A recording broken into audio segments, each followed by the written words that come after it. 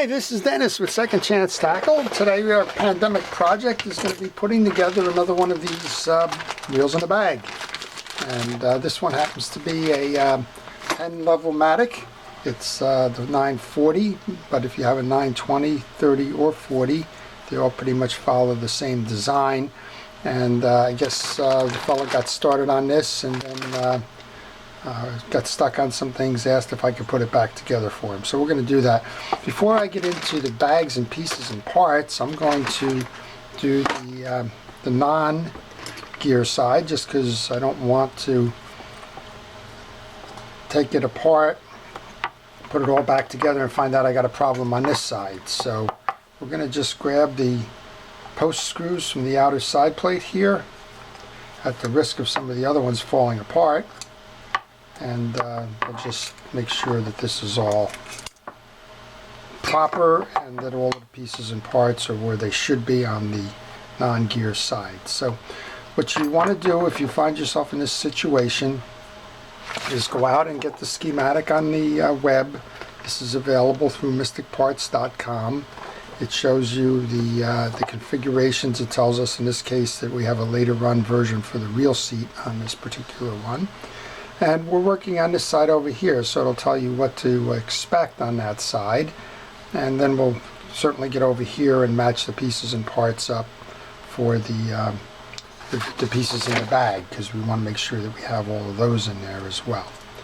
Okay, we should be able to remove the side plate. Notice that that hooks off of here. And this also rides on this stud here. I don't know if that was off or not. The reason I took this off is I want to check the drive on the worm gear. Want to make sure that that's okay. And I want to check the idler gear to make sure that's okay, because the last thing you want to do is find yourself in a situation where one or the other pieces is broken and you're just assuming, okay, I'm just putting a reel back together, and then it doesn't work properly. So we'll notice that both of these are okay. I'm going to take a little bit of grease. I'm going to use Penn Precision Reel Grease. I'm just going to get the metal gear that interfaces with the worm drive. Get some grease on that. Then get some grease onto the metal gear here that it's interfacing with there. Okay, the rest of it seems fine. We can put a drop of oil onto the click mechanism just to make sure that operates smoothly. And then to put this back on, you need to hook. So you have to come in on an angle and hook it under, and then slide it over, and then map up your two pieces there. And I noticed when I was taking this off that we have different size screws in the side plate. If I didn't notice that at that point, I could go back to the schematic here and take a look, and it shows in this case that the long screw belongs on the bottom of the piece. I noticed that coming out, but we'll just put it back that way, and we'll feel relatively confident that this side is fine, and that all we really have to do in this reel tune-up is do what was asked of us, which is to make sure that the rest of the parts go on properly. Alright, just tighten that up, and one more on this side. So while we're doing this, a couple of things. I've been making it a habit, and it's one that I don't mind, of thanking our first responders who are helping to try and keep us safe during this pandemic. And thank you for all it is that you do, and for helping us along the way. It really does mean a lot, and it's also a way of ensuring that we stay safe by what it is you do. I'm going to take this apart again because I noticed that that top bar is not in. I don't want to force anything, so I'm just going to take these out and get it reset properly. And you need a visual on this one to kind of make sure that you do that properly.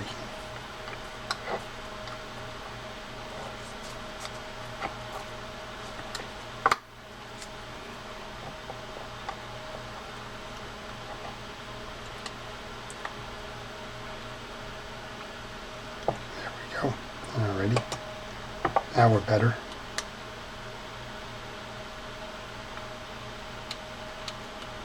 Seems to be a little torsion in that. I don't know why, but let's see if we can't pull that together. Alrighty, just put that back on. Align your pieces.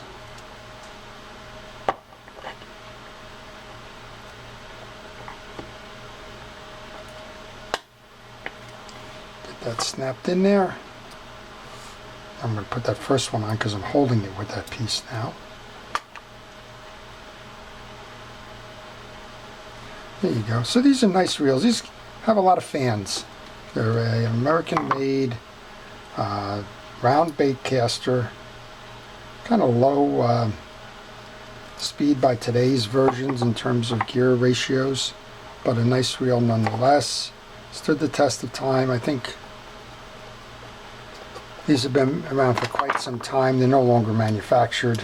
I guess maybe that's why it's got a little bit of a cult following as well. So if you have one of these, the best thing to do is take care of them, because they will treat you well for a long time if you have it. I'm going to pull the pawl out now. Again, I wanted to service this before we got to the other side, just to make sure that all of the pieces and parts are done, so that I can't fault one or the other. You can bring the pawl out. You want to make sure that it's got the teeth. You can see here that they're still sharp and pointed. Put those teeth into the carrier. Put a drop of oil onto that, and then reinstall. And when you go to reinstall, those teeth may not mesh properly right away. So when you go up here, just make sure that you keep moving the line guide until you get that mesh. And you'll know, because you'll find yourself where it can't slide because it's stuck. There we go. And do it by hand so that you don't strip anything or bend those teeth. Alright, then we can just kind of give it a twirl to make sure it's moving by moving the idler gear inside. Alright, we're good on that. This always drives me nuts, the line on the spools, because 9 out of 10 times it's going to get trapped as you go to put the spool back in. And I'm just going to put a little bit of grease back onto the metal parts here, and a little bit of oil into the bearing that's in the back here, or bushing, whatever that may be. I'll put that spool back in. I'm holding the line so that we don't wind up getting it trapped in there. And that's your spool. Give it a turn, make sure it's turning properly and that the line guide is moving, which it is. And we have the line trapped, as I mentioned before, so pull that through. No easy way around that, just pull it through. Alright, we'll set that aside. Let's go over it now. We'll take our parts diagram and we'll take the pieces that are in here. Actually, they gave me the manual, which has the burst diagram as well. And if we get lost along the way, we are certainly going to come back and reference that. We have a bridge. We have a bridge that's upside down with the main gear. That's kind of interesting in and of itself. We have the exterior handle. We have the star adjuster. Here's the jack. Exterior screw. Some washers and some brakes. Just kind of need to be careful with these as you bring those out. This is an exterior screw. Here's a brake. That brake belongs on the spool. So let's go ahead and put that brake on. I'm going to use a little needle nose pliers to install that brake. That's the brake that gives you some traction. Hopefully we'll find another one in here.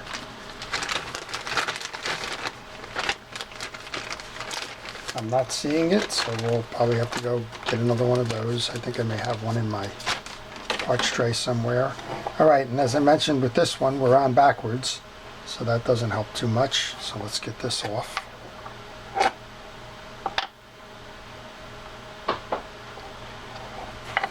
You want to check the washers while we're at it.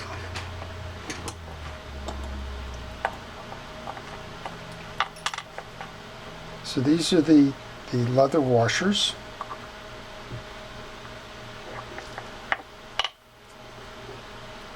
And they still have flexibility, so these can be used. Just make sure that all of them, yeah, they're not dried out. They can be used. There's nothing wrong with them other than they need a coating to preserve them. The main gear, I'm going to check for the teeth. These are okay. Let's go ahead and make sure that we put some grease onto the teeth.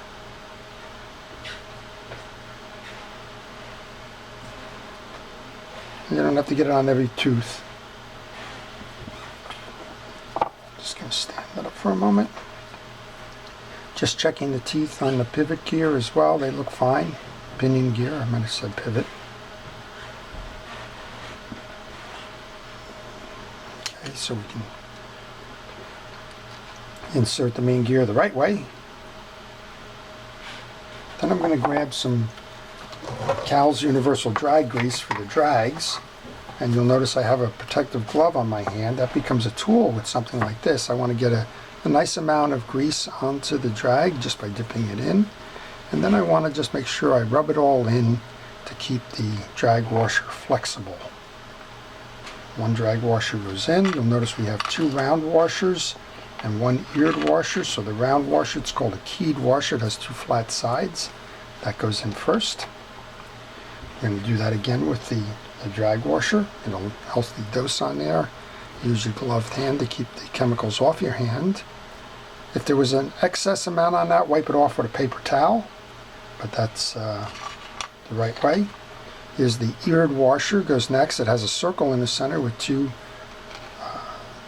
prongs that stick out of it. Look like ears, so it's called an eared washer.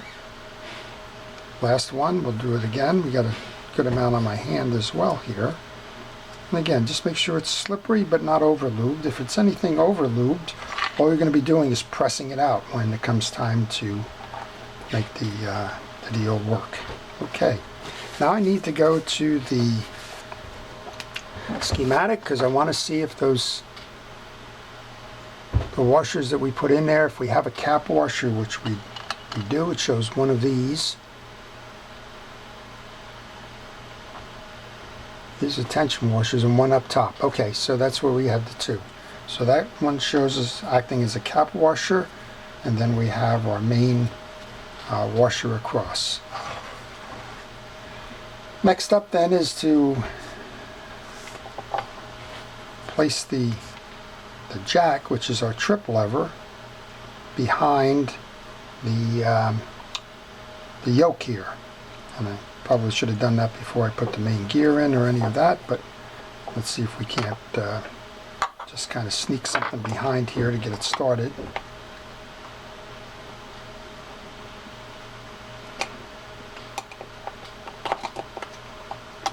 I'll try a little knife maybe.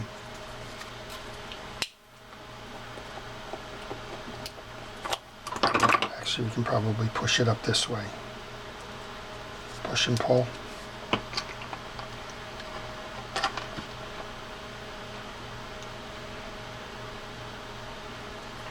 Just not getting as successful as I would like it to be. So let's come back here. See if I can't do it this way. Sometimes you just have to reset. Don't force anything. Just take a deep breath, come on back in, reset, and do it again.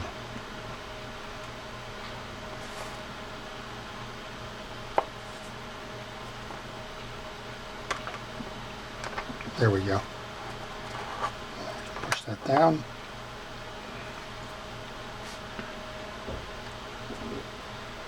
And this is how it resets. That's your proper mechanism there. Now we can go ahead and put this back in. We already did the drag stack. Put the drag stack back on. Make sure you get those eared washers in the groove. One goes here, top. You want to mesh all of this with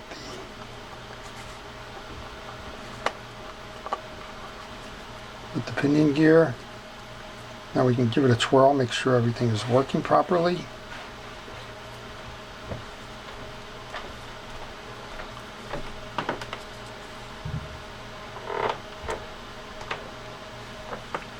Alright, we're good to load.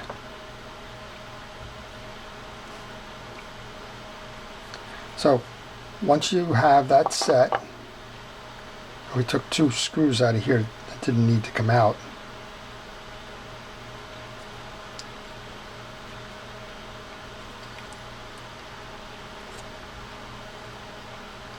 So we're going to line those up. Those are going to be for these screws here. We're going to do 2 things here. We're going to try and mesh. The long indentation goes on this.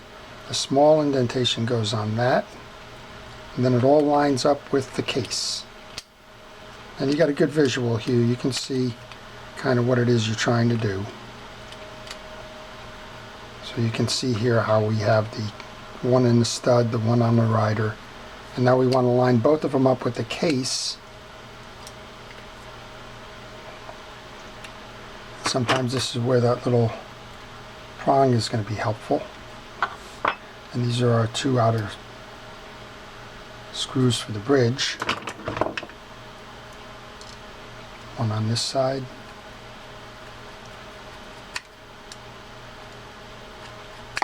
And don't tighten it down all the way because you got to make sure you get the other case screw started as well.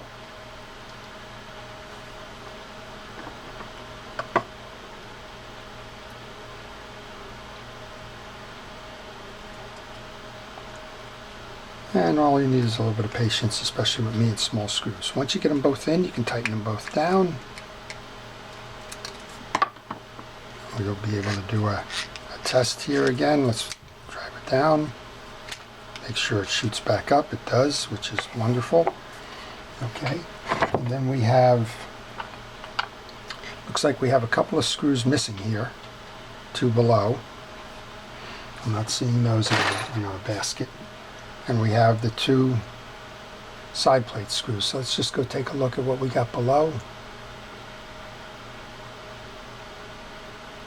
And we'll probably have to go and order those as well as the bridge screw here. So let's just let's put it on what we have on, and that'll give us an idea of whether we need any more work on this.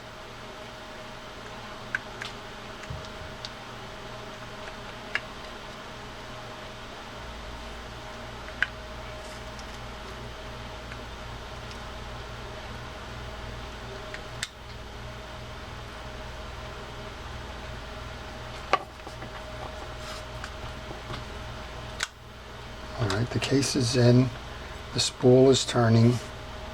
We have a long and a short on the case screw. Looks like the long one belongs below here.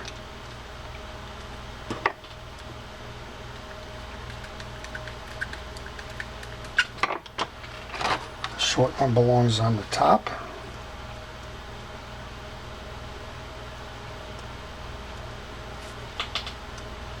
We're missing 2 short screws here. Well, actually, just one, because here's one here that came out of the bag.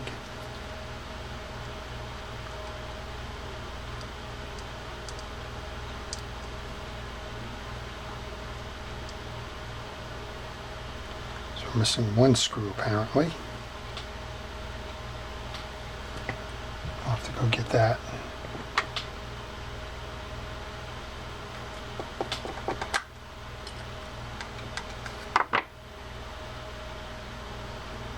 One or 2.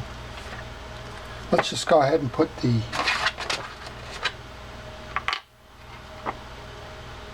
star adjuster on.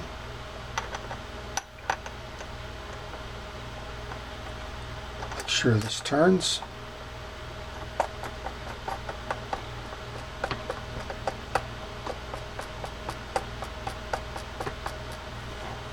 Put the handle back.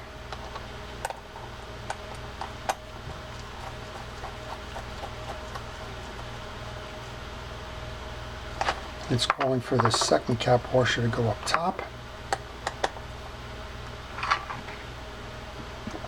There's our handle screw.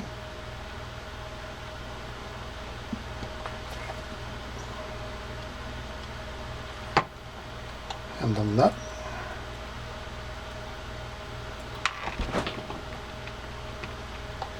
Hold fast.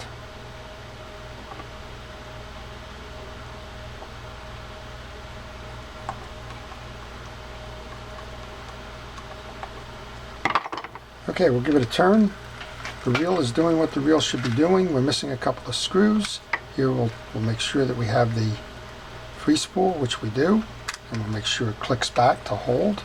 I don't like the drags are almost totally spent on this, so we're going to go back, and since we have to order some case screws and we have to order the brake for the spool, we're going to go ahead and order replacement drag washers as well, and then we'll be able to get this one back out and get this one fishing again. So that's how you do it. You go and you grab a schematic, you follow this as best you can, use a little bit of the knowledge that you have in there, and if you find yourself missing pieces and parts, you reference back to the schematic. And if you had any parts left over in your tray and you were wondering where those things went, well, you would go back to the schematic as well. So that's about as much as we can do on this reel, but I hope it's been instructional in terms of how to put a reel in a bag back together again. In this case, it's the Levelmatic 930. We have a little bit more work to do on that, but I think for the most part this should have showed you how to do that and how to service the reel as well. We did show you how to take the side plate off and make sure that your idler gear and your worm drive gear were fine. We did oil. We removed and oiled the pawl. We can put a little bit of oil onto the worm gear. I don't know if I did that during the steps, but we can. And then internally I showed you how to do the setup on those gears. Now all we need is a couple of bridge screws here, and we need our side plate screws, and we need one brake for the spool. So hope that's been helpful, and I hope you've enjoyed it. If you did, then please leave a comment or a like, and if you want to see more, please subscribe. So again, this is Dennis with Second Chance Tackle. Thank you for watching.